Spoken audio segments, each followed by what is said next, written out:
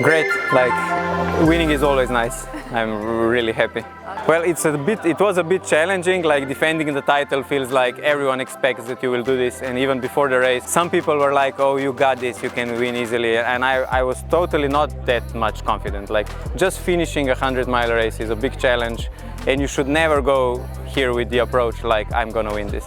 So my first goal was really just to finish, but I also knew that if I can finish it, I'm really near to podium.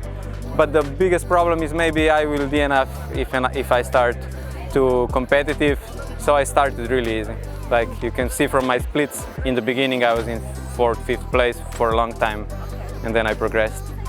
Yeah, you learned from Arena, right? Oh, it's starting too fast, yeah. So for people who don't know, yeah, we're on Canicross, and the problem with the dog is that you cannot tell him this race is gonna last longer, but you can tell yourself. So. But I learned from myself because I made these mistakes in the past, even in shorter races. You can ruin your race in the first couple of kilometers. But if you start easy, then you have time to progress towards the end.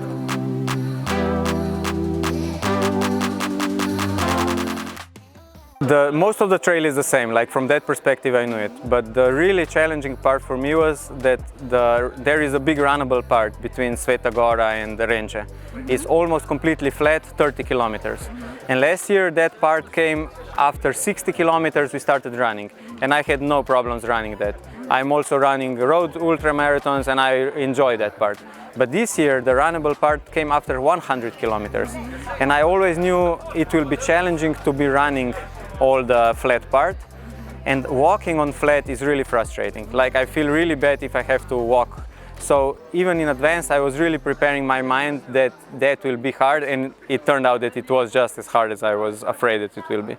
It was hard. This was the first time I'm in Vipava from 2017, and Nanos was always very hard because it was always the last part of the race. This was the first time that Nanos was the first part of the race, and it was really easy because you just start the race there, like legs are fresh. I knew the path, but it was totally different this time. Yeah, maybe it's hard to compare. And this was also the first time that I did Nanos at night. Before it was always ending the race during the day. So it was really nice. Night at Nanos, when you have a big view down at the valley, it's like spectacular, and I felt fresh, so Nanos was really great.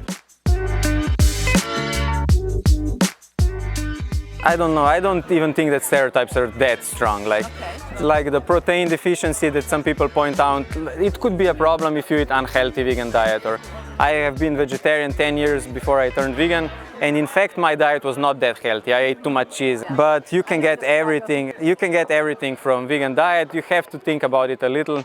But during the race, I'm mostly fueled by energy gels. Like it's really just looking how much energy can I take. I'm just on the aid stations. I only take water, and I have exactly calculated how much gels can I take every hour. So I think in a race, if you're competitive, everyone is vegan. There is no doubt that like a fast runner would never eat a sausage at the aid station. Your stomach cannot take this. But during the training period, I would say that like vegan diet is like perfect for an endurance athlete. And also from the point of view of the protein, you can get it so much from plants. Like that's basically where protein is coming from. So I don't think that is a challenge from that perspective.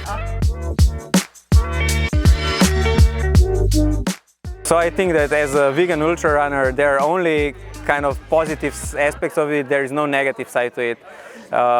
You get like most of your energy from carbohydrates anyway, but you can also always get so much protein, so that also for the training process and for the race itself, that is no limitation whatsoever. I think that is definitely not an issue. Sometimes people say, you want to race and you're a vegan, but I say no, that's not like some disadvantage. For me, I think it's like, I'm not saying it's better either, because for me that was an ethical choice from always. I didn't choose vegan diet because it would be better for endurance sports. I'm not afraid if it's worse, because not that I want to judge anyone, but for me it's just I don't want to cause any suffering of animals, and that's all there is to it. As an athlete, I'm just looking how to get all the nutrition I need, and you can do it. So it's definitely possible. Like we have a much better athletes than I am, like world-class athletes, like Scott Jurek used to be, but even now. So that's definitely have been proven. Not me, I'm not really a world-class runner. taking part in races is quite important. Like every year I do like 10 races, most of them not this long, but the more races you do, the more you kind of learn to push yourself. And it's not just competition, but even like when you're in training and if you feel bad, you can also take it easy. But when you're in a race, I always tell myself, if I signed up, if I came here, then I want to finish. And you learn step by step. It's not like something you'll learn overnight. So yesterday I needed a lot of it. Like I was in big doubts, like for the last 5 hours, it was really hot. And I was really thinking to myself, I'm really suffering. It was really, really hard. Why am I doing this to myself? But then I told myself, because I signed up for this and I want to finish, like it wouldn't be not fair to organizers, not fair to myself if I stop now.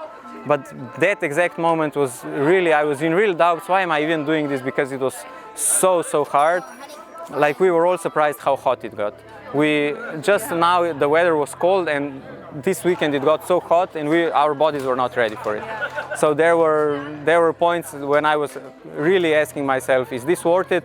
But what I had to tell myself is, like, don't ask this question now. You ask this question before you enter the race, because you don't have doubts in the race. So I asked myself, why did you sign up to finish? Okay, now finish, whatever, and don't cry about it now. And if you don't want to do it again, don't do it next year, but today you finish. To be completely fair, like for me, more challenging race would be a 50K. That's the race that I cannot win. There are much faster guys.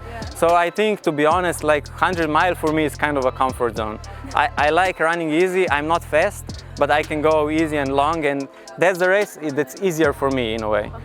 Or at least it's easier to get really close to the top. But in a 50K race, those are really, really hard races. Like just the downhills, in a 50K you have to be fast. For me, in 100-mile race, I can be really careful on the downhills, so it's kind of easier. I was thinking yesterday during the night on some technical downhills that I'm just happy that I can go easy and I didn't risk any injury or falling, because I was not in a hurry. I have to save energy anyway. So I thought, okay, I will be careful on this downhill. So honestly, maybe 50K would be more challenging for me than a 100-miler.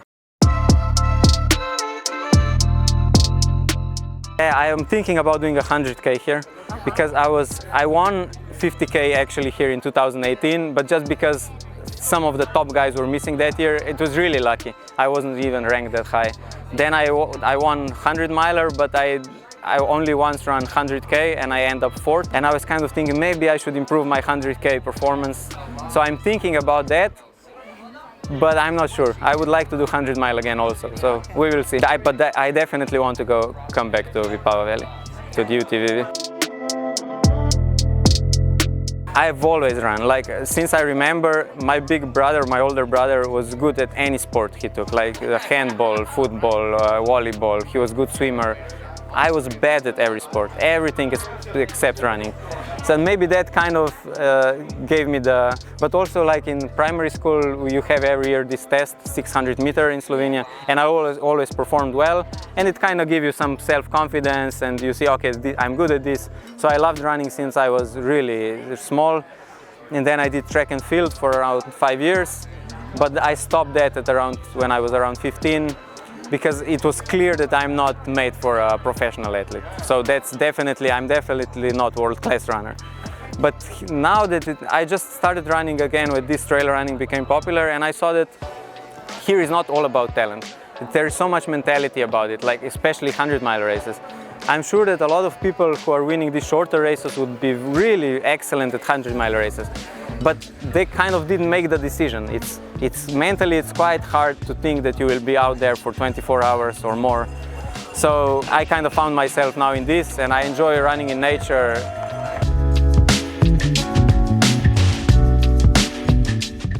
First of all, I wouldn't promise that everyone can. So maybe you should change the mentality, because some people simply, maybe if you don't have some genetics for it, maybe you would be a much better weightlifter than I am.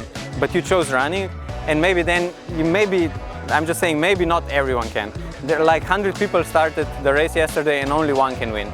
So I wouldn't promise everyone to look for that. You have to find a way to really enjoy it, no matter if you finish on the podium or But if you really want to improve, of course there are ways. Like persistence is definitely important, and often you have to deal with self-doubt. Like maybe you will not notice progress really immediately, it's not overnight. Especially in distances like this, it's similar in cycling. Everyone will tell you it takes at least 3 years to really notice some fundamental progress. Like you get some progress quickly, like heart develops really quickly, but muscles, because in these races like eccentric muscle contraction gives you so much damage that someone, even if they're in good shape, they cannot take so much downhills. And that takes years. And you just have to set some smaller goals for the beginning, and then you slowly kind of build that up. And you have to know that this is like a life goal, not something like, I want to do this now. Like some people have this bucket list, I want to parachute jump, I want to this, I want that, I want to run 100-miler. If that's your goal, that's different. Like if you just want to finish in the time limit, that's different. But if you kind of want to progress, then it's good to kind of find some training plan, but also know that it's gonna take time. There is no instant, fast method. So, and running, definitely running. There is no way around it. Like people tell me, but you can get in shape for running if you also cycle. Definitely it's good, but in the end you will have to run. You have to do a lot of running.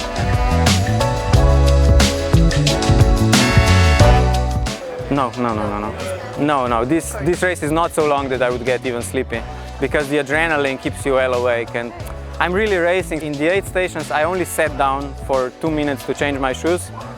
And like I don't want to lose time. I just take water and go. Like on average, I spend 1 minute in the aid station. So I have some goals for bigger races, maybe like Tour de Jean in Italy, maybe. But I think it will take me a couple more years to get ready in my head for those races. You would need to sleep there. But here, I wasn't even sleepy until next evening, so yesterday evening. So around 40 hours of being awake was no problem. Because of the adrenaline, just to point that out. Sometimes I want to read in the evening and I fall asleep. I can't read and I fall asleep. But then when you run, like your blood is pumping and you're awake. For me, it's no problem. Just 1 coffee in the morning, like I would normally have a coffee, and I'm good. It's a little bit too soon.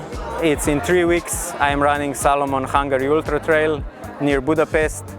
But it was kind of coincidence that I signed up for that race. Maybe I wasn't looking at calendar good enough. But I think 3 weeks is still kind of okay. Like I will have to rest now, maybe 3 days to complete rest. And then I will start running again. But just easy running until. And I think I will keep my shape. But when you do more races, like back-to-back races, you can perform well, but then slowly your progress decreases.